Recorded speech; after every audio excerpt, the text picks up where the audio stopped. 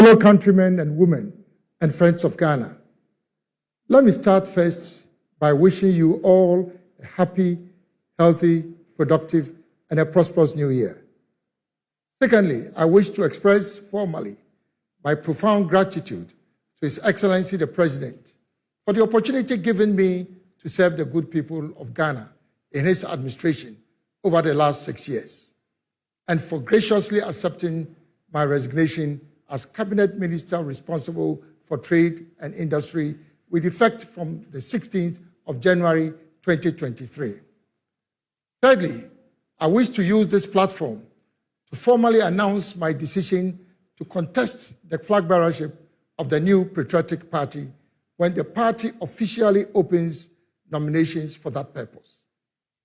His Excellency the President, Nana Addo Dankwa Akufo-Addo, has been a good friend of mine and will always remain so, based on our shared commitment to the ideals and principles that inspired the founding fathers of our great party, the new Patriotic Party. We have competed in the past, but have always worked together thereafter. The President has laid a strong foundation for the socio-economic development of our country, although I believe there are things that could have been done differently. My vision is to build a superstructure on this foundation that will bring prosperity to our nation.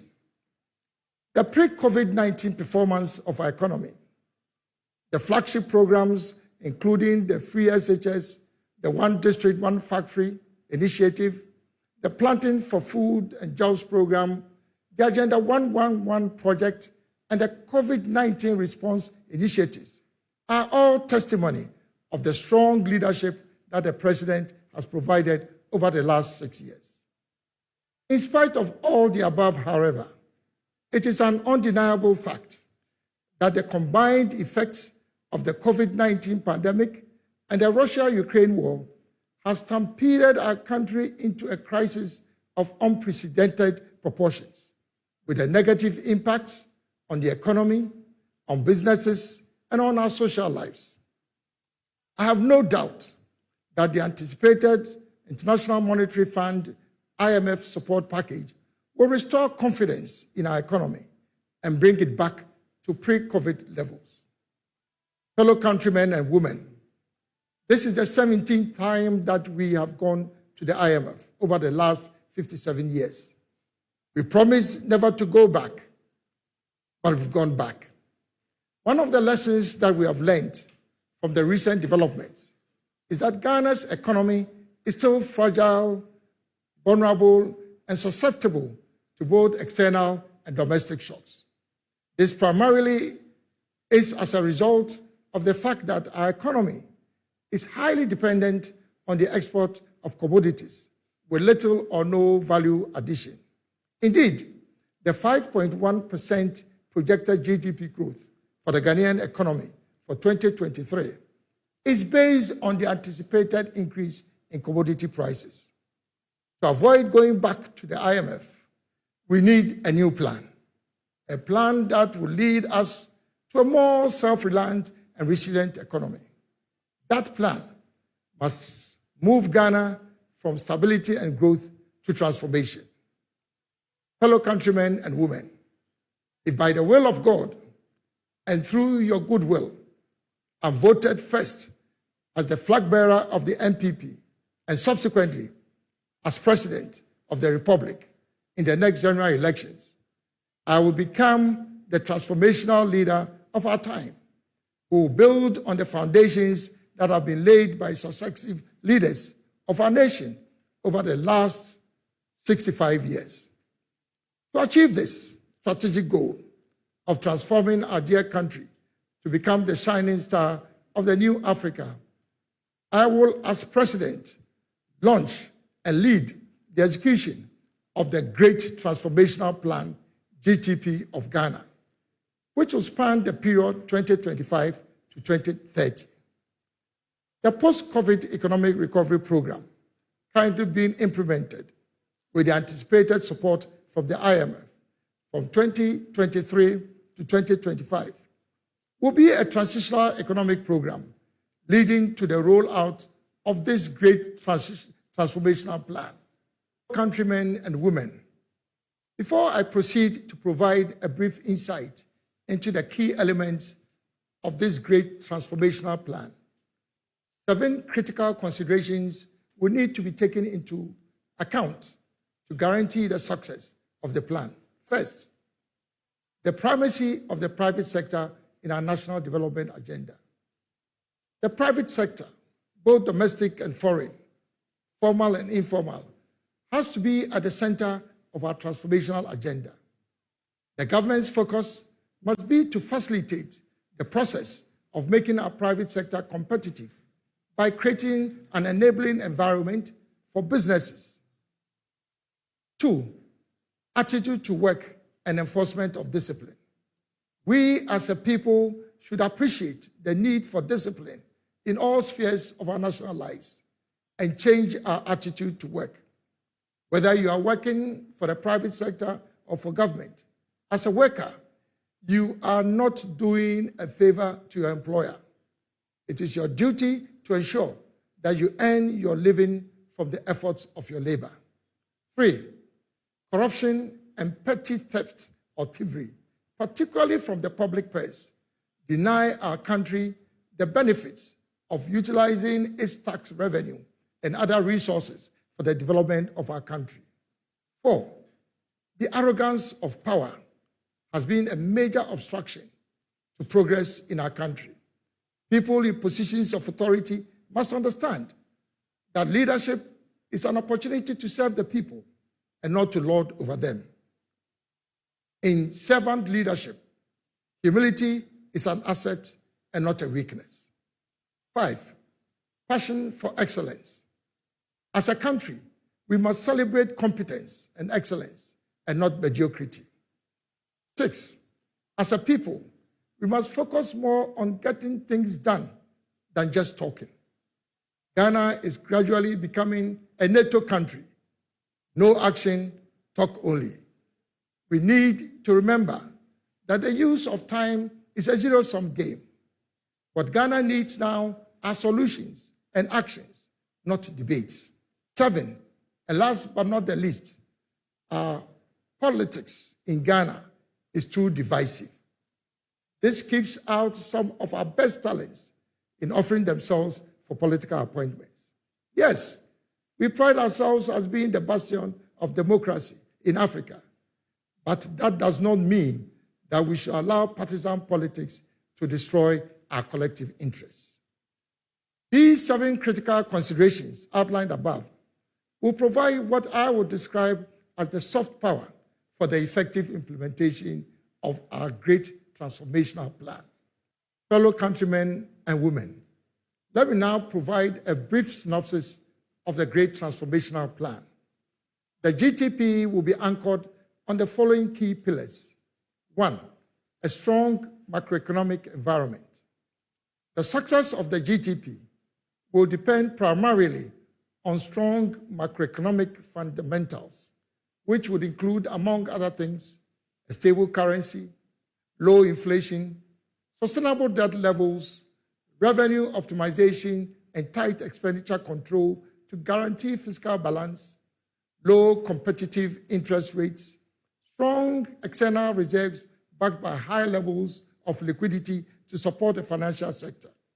To a large extent, the IMF support program, when fully executed, will create the appropriate conditions that will underpin the great transformational plan. 2, a new agricultural revolution, in brief, NAR for Ghana. The NAR will be based on 5 critical elements. 1, optimizing value to farmers by the establishment of farmer-owned large-scale commercial farms and processing facilities, which will bring the full benefits of the agricultural value chain to farmers. 2, introducing technology and innovation into agriculture through research and development in agronomy, mechanization, irrigation, and plantation management. This will build on the foundations laid by the Planting for Food and Jobs and Planting for Export and Rural Development programs. Our farmers cannot be competitive without technology and innovation. 3, the establishment of licensed food distribution and marketing companies by the private sector throughout the country at the district level to be supported by the government. These companies will constitute a vital link between farmers and market queens in the urban and peri-urban areas. It will be complemented by the introduction of a digitized food distribution and marketing online platform, which will connect producers to buyers and consumers. 4, the strengthening of the Ghana Commodity Exchange as the marketplace for all actors in the agricultural value chain. 5, deepening the current regime for lending and financing for the agricultural sector. 6, enhancing the deregulation of the cocoa sector by deepening private sector participation in the buying and marketing, including export of cocoa. 7, mass citizens' participation in agriculture by introducing an Operation Own a Farm program for the Ghanaian citizenry in general. 3, industrial transformation.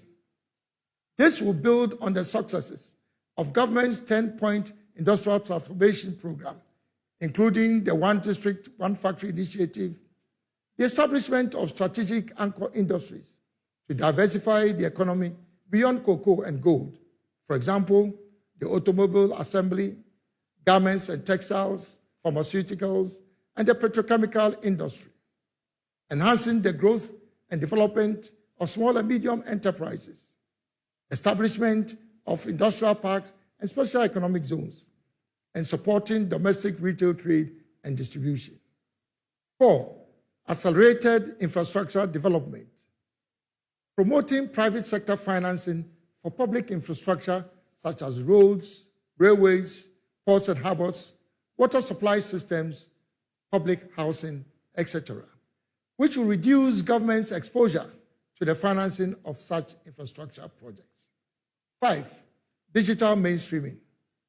Digitalization will be mainstreamed in all government and public sector activities, building on the current work led by the Ministry of Communication and Digitalization. 6, energy security and diversification.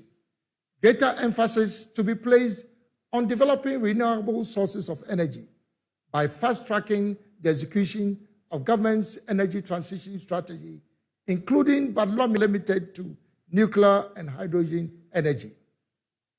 7, decarbonization and climate resilience. Scaling up government's current efforts at reducing Ghana's carbon footprints and facilitating access to the carbon trading markets, as well as establishing mechanisms to strengthen the country's preparedness against the negative effects of climate change. 8, national security and defense optimization.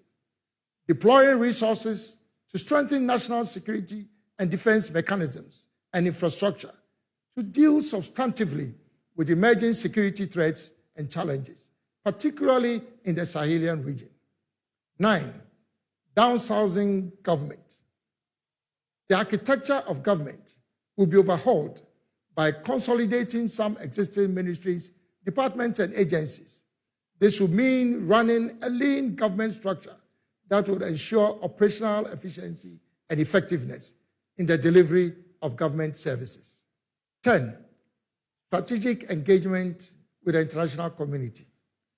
Ghana's diplomatic and economic relations with the international community under the GTP will be predicated on the principle of positive neutrality based on the strategic interests of Ghana, as well as our shared commitments for the preservation of peace around the world and respect for humanity. I will, in the next several months, provide further details of this great transformational plan in the new Alan Kay Primetime Talk Show to be introduced. I will also seek inputs from the people of Ghana as I go around in the regions and districts on my campaign tours. Fellow countrymen and women, the execution of the GTP will require our collective efforts irrespective of our political orientation, ethnicity, or religion. It will lead to a new dawn of restoration, rebuilding, and reward. The future of our country is bright. I want you, fellow countrymen and women, to make me your next president when the time comes, and you will see a significant difference in your lives. Fellow countrymen and women, I want you to invest in your own future by supporting my campaign. I will therefore be launching a mass Kwadwo campaign and adopt a constituency initiative which will afford Ghanaians from all walks of life the opportunity to be a part of my campaign. For all those who will have the honor and privilege of being delegates to select the flag bearer of our great party, the MPP, please remember Alan Kyerematen is your candidate to win power for you in 2024. Together, we shall break the eight. As we do say in our local Ghanaian dialects, Achia na emui, symbolizing hope. Musa daka dayo, sabodamfani gobe. Let's sacrifice for the future. Ekpedeka metunaho, a symbol of unity and collective effort. Mofia mobayeni, we shall all enjoy. God bless our homeland Ghana and make our nation great and strong. I thank you for your kind attention.